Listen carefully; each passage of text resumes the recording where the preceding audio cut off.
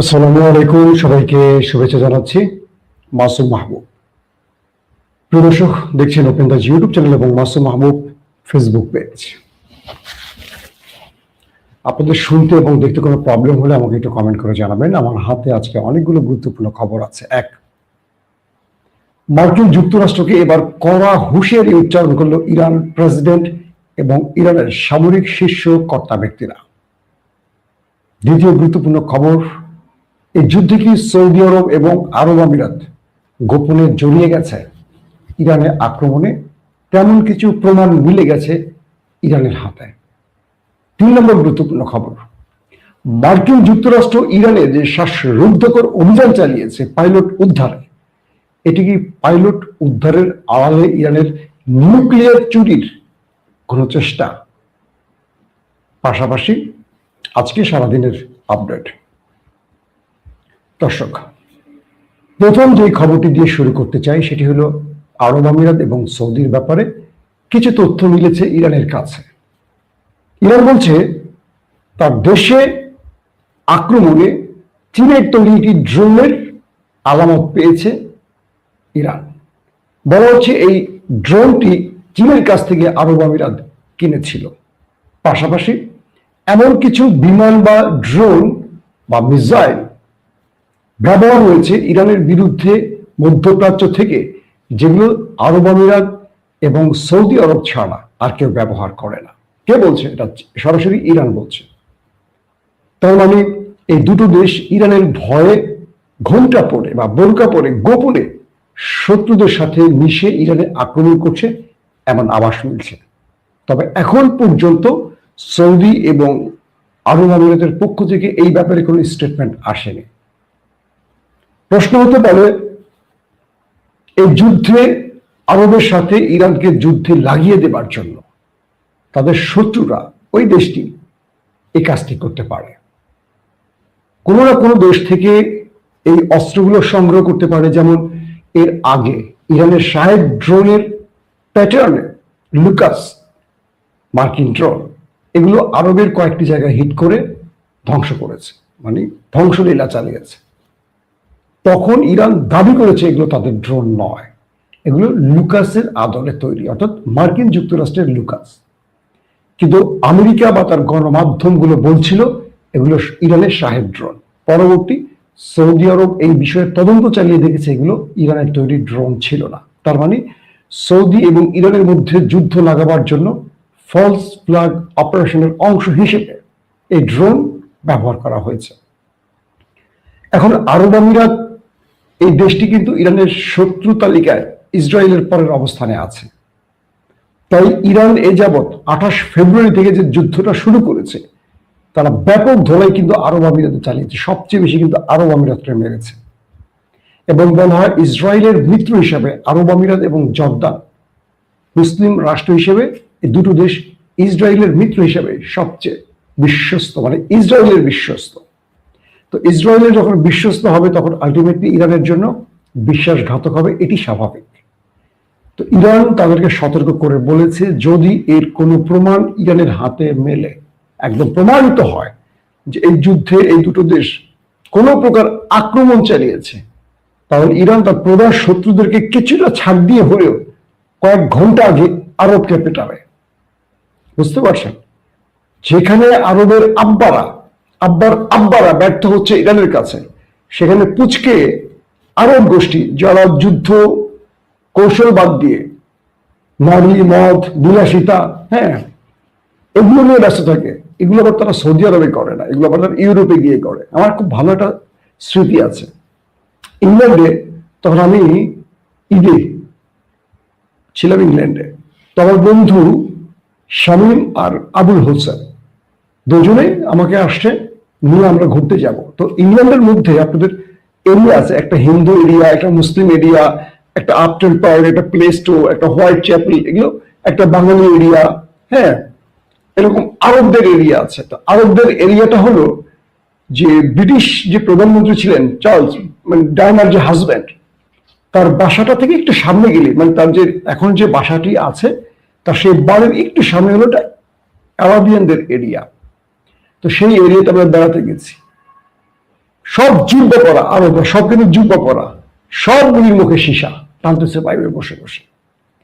তো ওইখানে গিয়ে আমরা যখন আরবে গেলে মনে হয় আল্লাহ, এরা মনে পিরাউলি আকাশ থেকে নামছে ফেরেস্তা, বড় বড় জুব্বা ডুব্বা পরে ঘরে এরাই পশ্চিমা দেশগুলোতে ঢুকে এদের আসল চেহারা দেখায়। এদের তো আসলে অর্থের কোনো অভাব নেই, কাজকর্ম লাগে না, তেল বেচা টাকা, খেজুর, এটা সেটা পুরো সম্পদ দিয়ে ভরে রাখছে, শুধু পায়ের উপর পা ফেলে খায় আর বিয়ে করে, একটার পর একটা বিভিন্ন দেশে ঢুকে আর বিয়ে করে। সবার ক্ষেত্রে হয়তো এরকম হয় না, বাট অধিকাংশের ক্ষেত্রে এটা হয়। তো এখন যে আরবদের কথা বলছি, এই আরবরা যুদ্ধবাজ না, এরা মনে করে এদের হয়ে আমেরিকা যুদ্ধ করে থাকে। আমেরিকা যখন ডাকছে আসো তোমরা আমাদের সাথে ইরানকে পেটাই, ওরে বাবা কি বলেন, ওরা আপনি ভেঙে দেবেন আর ইরান পিটিয়ে আমাদের ল্যাংটা করে ছেড়ে দেবে। এরা হলো এই টাইপের লোক, যে কারণে আরবের মানে ইসরায়েলের বিরুদ্ধে পুরো আরব মিলেও যুদ্ধ করে টিকতে পারেনি এক নতুন শাসিত বা নতুন তৈরি হওয়া ইসরায়েলের বিরুদ্ধে। দর্শক, তো দ্বিতীয় যে গুরুত্বপূর্ণ খবর সেটি হলো আজকেও দখলদার দেশে মোটামুটি ব্যাপক অ্যাটাক চালিয়েছে ইরান। আরবের মধ্যেও কয়েকটি টার্গেটে হিট হয়েছে। এটা এখন আসলে কি বলবো, প্রতিদিনকার খাবারের মতো হয়ে গেছে, প্রতিদিন এটা হচ্ছে, এটা থেমে থাকছে না। একটু এক্সট্রা কিছু অর্ডিনারি কিছু হলে এটা আমরা জানাবো। তবে বিপজ্জনক যে বিষয়টি হলো, ট্রাম্প ঘোষণা দিয়েছে আগামী মঙ্গলবার থেকে তিনি ইরানের বড় রকম অ্যাটাক চালাবেন, ইরানের পুরো পাওয়ার প্ল্যান্ট ধ্বংস করে দেবেন, এরপর পুরো পানির সিস্টেম ধ্বংস করবেন, এরপর ইরানের গুরুত্বপূর্ণ অবকাঠামো ধ্বংস করবেন, মানে পুরো ইরানকে পাথরের যুগে পাঠিয়ে দেবেন। বুঝতে পারছেন যেটা আমেরিকা ঘোষণা দিয়েছিল। ট্রাম্প তো আজকে একটা বিজয় লাভ করেছে, তার একজন পাইলটকে ইরানের ভেতর থেকে উদ্ধার করেছে ফেস সেভিং এর জন্য। এটা তো ট্রাম্পের জন্য অনেক বড় প্রাপ্তি। তো ট্রাম্প হঠাৎ করে খেপে গেলেন, ইরানকে পাথরের যুগে পাঠিয়ে দেওয়ার জন্য মঙ্গলবার থেকে বড় রকম অ্যাটাক চালাবার ঘোষণা দিলেন কেন? আসেন একটু পেছনে যাই। আজকে দিনে যারা নিউজগুলো দেখেছেন তারা হয়তো খেয়াল করেছেন অনেকগুলো খবর। প্রথম যে খবরটি, ইরানে 48 ঘন্টা একটা বিশাল অগ্নি পরীক্ষা গেছে আমেরিকার জন্য। আমেরিকা তার একজন হারিয়ে যাওয়া পাইলটের উদ্ধারে এসেছিল। C-130 ব্ল্যাক হক হেলিকপ্টার, ড্রোন, ফুয়েল ট্যাঙ্কার সহ আরো অনেকগুলো কি বলবো আকাশযান নিয়ে। এখন ধীরে ধীরে যে খবরগুলো আসছে, এই লড়াইতে অনেকগুলো গণমাধ্যম দাবি করছে 4 থেকে 500 নাকি সেনাই ব্যবহার করছে ইরান। এগুলো বিভিন্ন গণমাধ্যমের দাবি। অর্থাৎ একজন পাইলটের জন্য এত বড় বহর, কেউ কেউ বলছেন 1 ডজন বা তারও বেশি, 1.5 ডজনের মতো আকাশযান ব্যবহার করা হয়েছে। শুধু 1 ডজন মানে তো 12টা, কেউ বলছেন 20টা বা 18টা বা 20-এর অধিক। এই সূত্রগুলো অ্যারাবিয়ান বিভিন্ন গণমাধ্যম আউটলেটে আসতে শুরু করেছে। তাহলে 4 থেকে 500 কমান্ডো নিয়ে আমেরিকা ইরানে প্রবেশ করলো কেন? অঞ্চলটি কই? সেই দুর্ভেদ্য অঞ্চলটি হলো ইস্পাহান এলাকা। ইস্পাহানে কি আছে? ইরানের নিউক্লিয়ার প্রজেক্ট আছে, নিউক্লিয়ার প্ল্যান আছে। বলা হচ্ছে আমেরিকা মূলত তার পাইলট উদ্ধারের কথা বললেও তিনি এসেছেন একটা ভিন্ন উদ্দেশ্যে। আর সেটি কি? ইস্পাহানে অভিযান চালিয়ে সেখান থেকে নিউক্লিয়ার চুরি করা। এই মুহূর্তে আমেরিকার ফেস সেভিং এর জন্য এটা একটা বিশাল কাঙ্ক্ষিত টার্গেট হতে পারে। কি রকম? আমেরিকা ইরানকে শর্ত দিয়েছিল কি, হরমুজ খুলে দাও, নিউক্লিয়ার দিয়ে দাও, এই তো প্রধান রেজিম চেঞ্জ তো পারেনি, ব্যালিস্টিক প্রোগ্রাম এখনো কন্ট্রোল করা সম্ভব না, কিন্তু প্রধান একটা ইস্যু হতে পারে নিউক্লিয়ার।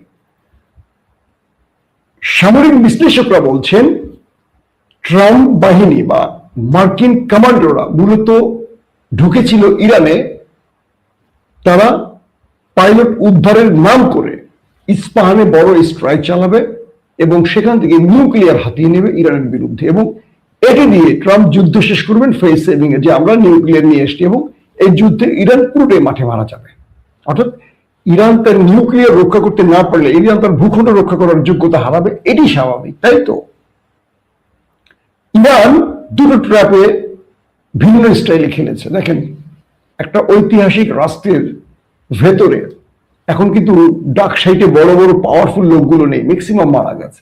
ইয়াং ব্যক্তিরা আছে, ইয়াং সামরিক অফিসাররা আছে, আর যারা একটু বয়স্ক আছে তারা আন্ডারগ্রাউন্ডে আছে, অথবা মাস্টার মাইন্ড গুলো একটু নেপথ্যে থাকে, হয়তো বা ইরানের আপার লেভেল জানে, লোয়ার লেভেল জানে না, অথবা আমেরিকায় জানে না এখন কে এই গেম করছে। হয়তো বা জানে কিন্তু আমেরিকা প্রকাশ করছে না, ইসরায়েল জানে হয়তো বা প্রকাশ করছে না, হয়তো স্ট্রাকচার নিয়ে মারিয়ে দেবে। যখন ইরানের সেই মানে কি বলবো ভয়ঙ্কর অঞ্চলটিতে যেখানে মার্কিন বিমান ভূপাতিত হয়েছে, যেখানে পাইলট তার শেষ সিগন্যাল কমান্ডো বাহিনীকে দিয়েছে, সেই অঞ্চলে আমেরিকা আসে।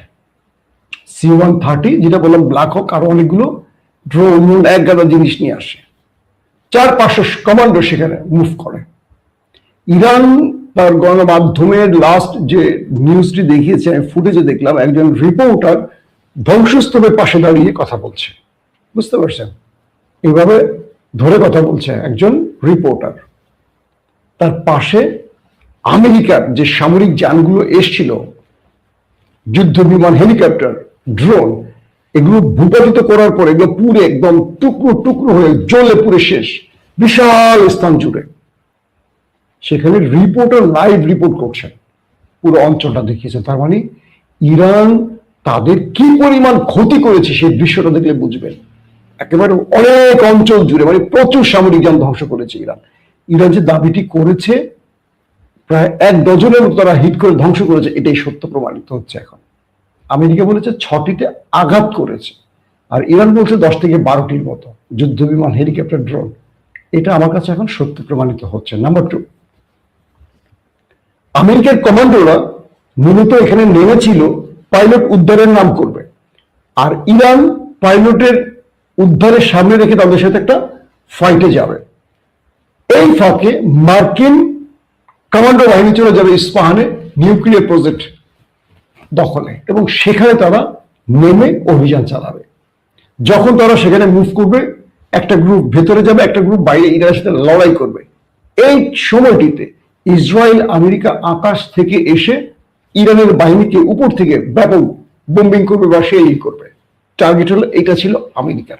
কিছু মাধ্যম বলছে, আমি কিন্তু সামরিক বিশ্লেষক না, আমি বিভিন্ন আউটলেট গুলোকে সারাদিন ঘেটে, যেগুলো মোটামুটি নির্ভেজাল, একটু সঠিক তথ্য দেয়, বিভিন্ন সাইট, ইসরায়েলের সাইট বলেন, আমেরিকার সাইট বলেন, ইরানের সাইট বলেন, টার্কিশ বলেন, আরাবিয়ান বলেন, বিভিন্ন জায়গা থেকে আমি এটা কনফার্ম তথ্য রেডি করে আপনাদের জন্য প্রেজেন্ট করি। বিভিন্ন জায়গা থেকে এগুলো সংগ্রহ করি, একটা পত্রিকা দেখে দেখে সংগ্রহ করি না, এটা আমার কখনো অভ্যাস নেই। আমি টেলিভিশনে চাকরি করার ক্ষেত্রেও আমার রিপোর্টারদেরকে এই গাইডলাইন গুলো দিতাম যে তোমরা সবসময় রয়টার্স ফলো করো কেন, বিবিসি ফলো করো কেন, এদের মালিক কারা? এরা তো সবসময় পার্শিয়াল নিউজ দেয়। গণমাধ্যম ইম্পার্শিয়াল হবে, পার্শিয়াল নিউজ দিয়ে গণমাধ্যম চলে কি করে? তো পশ্চিমা দুনিয়া তো সঠিক তথ্য এভাবে দেবে না কখনো, তারা তাদের মতো করে দেবে, তাদের স্বার্থে যাবে সেটাই দেবে। আবার ইরানের গণমাধ্যম পুরোপুরি সত্য দেবে না, যুদ্ধ চলাকালীন তারা এইরকম খবর দেয়। তাহলে আশেপাশের গণমাধ্যমগুলো ফলো করো, রাশিয়ানটা করো, চীনেরটা করো, এরকম ব্যাপার। এখন যে বিষয়টি তৈরি হয়েছে, ইরান দুটোই বুঝতে পেরেছে যে এই বিশাল বহর নিয়ে আমেরিকা যখন নেমেছে, তাদের টার্গেট হলো নিউক্লিয়ার চুরি করা। ইরান তার অ্যাটাকিং সিস্টেমটাকে কয়েকটা ফ্রন্টে ভাগ করেছে। একটা হলো যে তারা যে বাহিনীটি নেমেছে পাইলট উদ্ধারে, তাদেরকে ব্যাপক অ্যাটাক করবে, যত পারে হতাহত করবে। প্রশ্ন হলো, এতগুলো সামরিক যান ধ্বংস হয়েছে, এতগুলি সামরিক যান, মার্কিন সেনা একটাও মরে নাই। ইরান মিসাইল মেরে, রকেট মেরে, গুলি করে শুধু যুদ্ধ বিমান শেষ করেছে। মানুষগুলি কই হাওয়া হয়ে গেছে, বাতাসে ভেসেছিল তখন। তার মানে প্রচুর সংখ্যক হতাহতের খবর আসতেছে। যারা বেঁচে গেছেন তারা তাদেরকে নিয়ে কেটে পড়েছে, একটা ব্যাপার। দ্বিতীয়টা হলো ইরান সঙ্গত কারণে হয়তো দেখাচ্ছে না, কারণ আছে, সেটা ধারাবাহিক আসবে। 3 নম্বর যে বিষয়টি, আরেকটা ক্ষেত্রে ইরান ওই বাহিনীটিকে মোকাবেলা করেছে যাতে তারা ইস্পাহানে মুভ করতে না পারে। ওই ইস্পাহান যে মুভটি যাবে, তারা ওই পয়েন্ট থেকে ইরান সবচেয়ে বেশি অ্যাটাক করেছে, যে কারণে আমেরিকা, ইস্পাহান তো দূরের কথা, তারা ওই যে পাইলটের কথা বলছে, আদৌ কনফার্ম না যে পাইলট তারা নিতে পারছে, আদৌ কনফার্ম না পাইলট বেঁচে আছে। যেদিন এই পাইলট নিজে মাইক ক্যামেরায় দাঁড়িয়ে বলবে হ্যাঁ আমি বেঁচে গেছি, আমি সেই লোক, এই প্রমাণিত। এখন একজন পাইলট যদি এসে বলে, আমি যদি মার্কিন পাইলটের পোশাক পরে বলি যে আমি বেঁচে আছি, 2টো গুলি খেয়েছিলাম পেছন দিয়ে, তো পেছন দিয়ে ঢুকে আমার মুখ দিয়ে বেরিয়ে গেছে, হবে? ওই পাইলট যে ওই বিমানটি চালিয়েছেন তিনি সেই পাইলট, এটা প্রমাণ করে যদি মার্কিন গণমাধ্যম চালাতে পারে আমরা বিশ্বাস করব। এখন পর্যন্ত সেই পাইলটের আপডেট কোনো তথ্য আমেরিকা দেয়নি। কে ছিলেন, পরিচয় কি, তার পরিবারের কোনো স্টেটমেন্ট আমরা পাইনি। কিছু কিছু মাধ্যম বলছে ওই পাইলট আসলে ওখানে মরে গেছে, ইরানের সাথে গলাগলিতে সে মরে গেছে, এবং সেখানে মার্কিন কমান্ডো বাহিনীর স্পেশাল কমান্ডোদের মধ্যে অনেকেই মারা গেছে, অনেকেই, সংখ্যাটা অনেক। কারণ ইরান সেখানে ব্যাপক পরিমাণ অ্যাটাক করেছে, এটা ইরানের ইজ্জতের ব্যাপার। এবং ইরান এখানে একটা খেলা খেলছে যে খার্ক আইল্যান্ডে আমেরিকার এই কমান্ডোরা নামবে, তো ইরান তার মুখোমুখি অ্যাটাকের সক্ষমতাকে ট্রাই করেছে। আমেরিকাও তারা খার্ক আইল্যান্ডে নামতে হবে, ইরানের সাথে তারা একটা প্রতিযোগিতা করেছে। এই পুরো অপারেশনের মধ্যে সবচেয়ে হাই ভোল্টেজ ম্যাচ ছিল এই গত 48 ঘন্টা। এবং আমেরিকা যতটা গর্ব করে বলে যে তারা গেম জিতে গেছে, আসলে জেতেনি। তারা প্রচুর সেনা হারিয়েছে, তারা প্রচুর সামরিক যান হারিয়েছে, কিন্তু একটি কথার মাধ্যমে তারা বোঝাবার চেষ্টা করেছে, তারা ওন করেছে। কি সেটি? পাইলট নিয়ে গেছে। পাইলটের অস্তিত্বেরই কোনো খবর নেই এখন পর্যন্ত, সে বেঁচে আছে না নিতে পেরেছে। এমন তো হতে পারে পাইলট ইরানের হাতে আছে, আমেরিকা ফেস সেভিং এর জন্য কথাটা বলছে, ট্রাম্প তার ইজ্জত বাঁচাবার জন্য বলছে, আর ইরান প্রকাশ করছে না ইচ্ছা করে, কারণ প্রকাশ করলে আন্তর্জাতিক নিয়ম অনুযায়ী তাকে নিয়ে আলোচনায় বসতে হবে। এমনও হতে পারে এই পাইলটের মাধ্যমে ইরান আগামী কিছুদিন পর ফিলিস্তিনকে বলবো 10,000 ফিলিস্তিনিকে ছাড়ো, আমি পাইলট দিয়ে দেব। ইরান পর 10 কষাকষি করতে পারে, অর্থাৎ এটা আমরা সময়ের উপর ছেড়ে দিই। এখন কোনো দর্শক যদি বলেন মাসুদ আপনি এটা বলছিলেন না, আমি সব অ্যাসাম্পশন করছি, এটা এটা এটা এটা এটা হতে পারে, কারণ যুদ্ধক্ষেত্রে এগুলো হয়, একে অপরের সত্যটা অনেক সময় বলে না। তো ইরানের এই লড়াইতে সবচেয়ে সফলতা কি জানেন? আমেরিকাকে একটি নয়, প্রায় 15 থেকে 20টি যুদ্ধ বিমান হেলিকপ্টার নিয়ে আসতে হয়েছে, বিশাল বহর নিয়ে আসতে হয়েছে, এবং এই বিশাল বহরের সাথে ইরান ফাইট করেছে এবং তাদেরকে ব্যাপক ধোলাই দিয়ে হতাহত করে তাদেরকে বিমানে করে প্যাকেট করে আবার পাঠিয়েছে। এবং তারা যে সামরিক যানগুলো নিয়ে এসছে, C-130 ব্ল্যাক হক আরো যা যা আছে, প্রচুর পরিমাণ ধ্বংস করছে ইরান। একজন পাইলটের জন্য যদি এত বড় ক্ষতি হয় তা মন্দ কি বলেন? আর যদি যেটি সম্ভাব্য ধারণা করা হচ্ছে যে নিউক্লিয়ার চুরি টার্গেট ছিল, এটি করতে পারেনি, সেখানে মুভি করতে দেয়নি, তার মানে ইরান এখানেও সফলতা দেখিয়েছে, এখানেও আমেরিকার বড় ব্যর্থতা প্রমাণ হয়েছে। এখন ডোনাল্ড ট্রাম্প কি করবেন? ডোনাল্ড ট্রাম্পের মূল টার্গেট আগামী মঙ্গলবার হুমকি দিয়েছেন ইরানকে, সকল পাওয়ার প্ল্যান্ট ধ্বংস করবেন, এরপর সকল পানি শোধনাগার ধ্বংস করবেন, এরপর গুরুত্বপূর্ণ রাষ্ট্রীয় অবকাঠামো।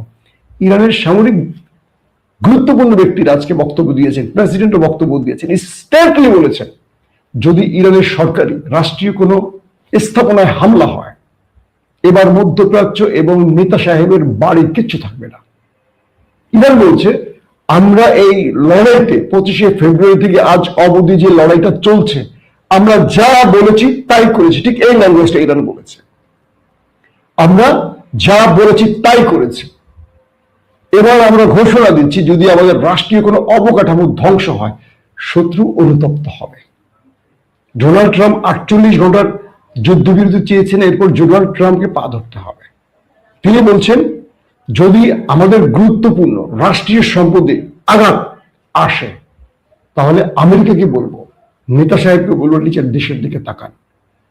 মানে গালফ কান্ট্রিতে মার্কিন কোন স্থাপনাকে আমরা দাঁড়িয়ে থাকতে দেবো না, সব ঘুরিয়ে ফেলবো। তার মানে আগামী মঙ্গলবার একটা ভয়ঙ্কর লড়াইয়ের দিকে যেতে পারে দেশ দুটো। শেষ পর্যন্ত এই লড়াই আমাদের কোথায় নিয়ে ঠেকাবে জানি না, কিন্তু আমরা আবার বলবো আমরা যুদ্ধ চাই না, আমরা শান্তি চাই। এই যুদ্ধ মানুষকে কিছু দিতে পারে না কান্না ছাড়া, রক্ত ছাড়া। অতএব আসল শান্তির জন্য আমরা আলোচনায় বসি। দর্শক যারা আজকে প্রথম ওপেন দ্য ইউটিউব চ্যানেলটি দেখছেন, যদি আন্তর্জাতিক খবর আপনাদের ভালো লাগে বা দেশের খবর ভালো লাগে, চ্যানেলটি সাবস্ক্রাইব করতে পারেন। যারা ফেসবুকে আজকেই প্রথম দেখছেন, লাইক ফলো করে আমাদের সাথে থাকতে পারেন। অবশ্যই আপনাদের জন্য দোয়া থাকবে, আপনারাও আমার জন্য দোয়া করবেন। আল্লাহ হাফেজ।